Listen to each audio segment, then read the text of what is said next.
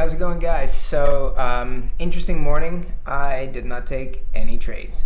I got to bed at 2 in the morning, and I woke up at about 7:30. Didn't feel up for it, and I just slept in. The perks of working for yourself. I ended up placing the targets, and I thought I would just go over that for you. Since there's no trades to go over today, I thought I'd just make this a little lesson, a free lesson, if you will.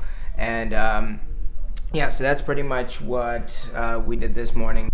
So yeah, I'll just go over like the levels. I'll do like a little free lesson just to break down those points there that I made, and you can see the resolution and pretty much see how every single time when a trend line gets tested and it breaks through, it goes for about a point or so.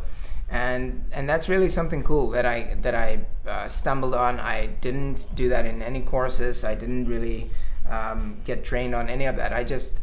I got wonderful training, and I trained for 3 years, but this thing was something I kind of stumbled on, and I'm sure there are courses that talks about that, and there's a very valid reason why those trend lines are the breakout points, and I'm pretty sure it's just a larger form of a bull flag setup or something like that. And then when you get your MN setups, you get the descending wedge, and really what it is probably the top of that descending wedge, which gives you that upside squeeze when it breaks through. It's interesting how these moves just respect the trend lines and the levels, and the points of support and resistance. So I hope you enjoy it, and we will catch you on the flip side.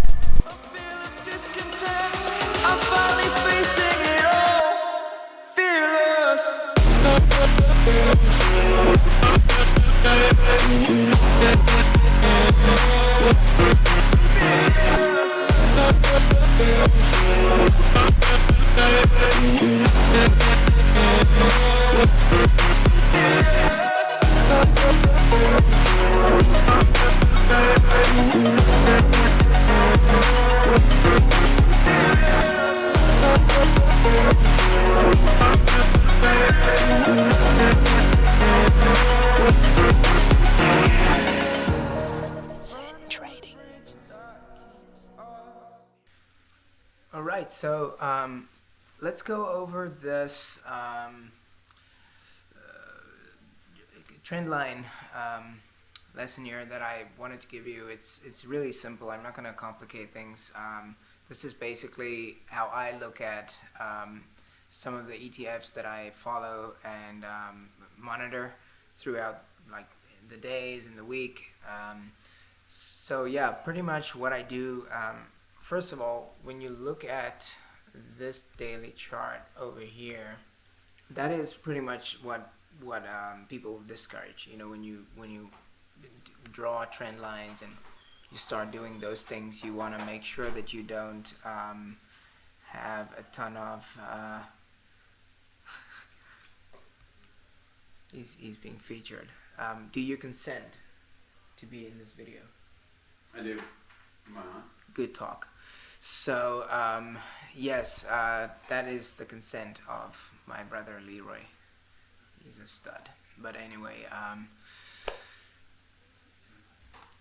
these trend lines that you see here on the TQQ are on the daily chart are obviously discouraged. It's noisy. There's a lot of things going on, and it's just overall. It can give you like analysis paralysis, where you just like have too much information and you can't make quick decisions. However, what I do here is these aren't trend lines I draw on the daily. I actually draw them intraday as I see the price action moving around, and it pretty much just follows these trends, and I keep adjusting them, and then sometimes I delete some of them off as we go further into the move here. But basically what I do, however, is I would take the daily chart of the S&P 500 of the SPY, and I would draw levels on that.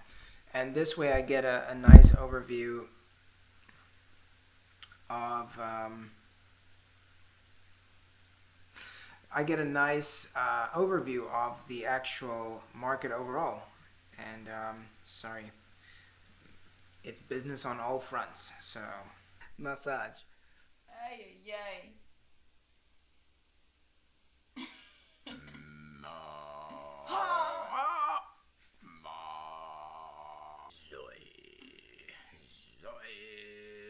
Are we actually on Facebook? And that's another important thing to do. Get your massage on. ADHD much? So, when you look at the actual SPY, the S&P 500 across the several days, you can see on the daily chart here, it's super simple. I have a 200-day moving average, and then I pretty much just have a trend line and a couple levels that I am interested in. And everyone's different. Everyone has their own way of doing things, and that's cool. I don't claim to know anything. In fact, I go with things that I've learned over the last 3.5 years in the simulator, and the sim trading that I've done, and a ton of back data that I've analyzed to get my statistics that suits my personality and my risk tolerance. And I like the simplicity of this. I like to know the market. I would like put the TV on somewhere during the day and see the news and see obviously what the rest of the world are being fed, and that way I know whether they're going to be fearful or hopeful, and that way I can also kind of add that chunk of information into my acknowledgement of what's happening, because you buy the rumor and sell the fact. So it's pretty much if you hear something like $2 trillion have been passed on the stimulus, or you actually hear that there's the rumor of it happening. That's usually when I look at the market, and if I see an indication of strength, and obviously looking here at the volume, it's decreasing on the bullish candles, like or the green candles. So and I mean the daily is looking pretty weak. So the day's not over yet. It might just go down and then give us another little rip. So those things all like indicate what I'm going to do. And just to kind of get to the point on this, I use the S&P 500, the SPY, to do my overall market review, and then I actually go over the other side. I go over we've got multiple people working in this office, so it's all good. And then you'll see here the trend lines intraday that I've taken. These were trades that I was looking at. I saw the trend going up into the open, and I didn't want to see it break below that level. So really what I was doing then is I drew another few trend lines here, and when it broke through that level again, this was where I went long. But then there was an interesting thing that happened here. I actually did not buy this trend line here, and then it did it again over at this level. You see it's a descending trend line, so pretty much it breaks out over these levels. And I've noticed that does it every day, and when it starts forming, I'm very cautious of that, and I'm aware of it. But look at this, like that's crazy. That's like a dollar drop just right there. But you see how it respected that. Now, gee, man, had I seen that, I probably would have been too scared to take that trade. This is on the 5-minute chart, so I don't even want to know what the 1 minute looks like. But it's clearly super volatile, and yeah, you can see there's another trend line coming up into this level here. If I just zoom out a bit, so there's another trend line running through here. So I'm going to be watching it more over that level. I want to see what this thing does, and then I'll probably go and research the news there and check what's going on overall.